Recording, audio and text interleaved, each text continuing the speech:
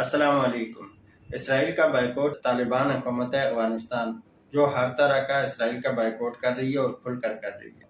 باقی تمام مسلم ممالک میں عوام کی طرف سے تو اسرائیل کے خلاف پروٹیسٹ کیا جا رہا ہے، بٹ تمام ممالک کی لیڈرشپ گورنمنٹ جو ہے وہ اسرائیل کے خلاف کھل کر کوئی اقدامات نہیں کر پا رہی۔ برعکس مسلمان ممالک کے جو نان مسلم ممالک ہیں، خاص طور پہ یورپ کے جو ممالک ہیں یا افریقہ کے ہیں، وہ اسرائیل کے خلاف کھل کر اقدامات کر رہے ہیں، جس میں ایک سلوینیا ہے جس نے اسرائیل کی تمام پروڈکٹ بین کر دی اور اسرائیل کے ساتھ ہر طرح کے تعلقات کو ختم کر دیا۔ فرانس، حالانکہ فرانس سے بہت سارے لوگ نفرت کرتے ہیں، اس کی بہت ساری وجوہات ہیں۔ فرانس اسرائیل کا بہت اسٹرانگ سپورٹر ہوا کرتا تھا، بٹ ابھی فرانس نے بھی ایک اعلان کیا ہے، فرانس کے صدر نے، جس میں کہا گیا ہے کہ جس طریقے سے رشیا کی پروڈکٹ کا بائیکاٹ کیا گیا تھا اسی طریقے سے اب اسرائیل کی پروڈکٹ کا بائیکاٹ کیا جائے گا۔ وینزویلا تو پہلے ہی سے حماس کی حمایت کر رہا تھا اور اسرائیل کی مخالفت کر رہا تھا، اور یورپ کے بھی کافی سارے ممالک ہیں جنہوں نے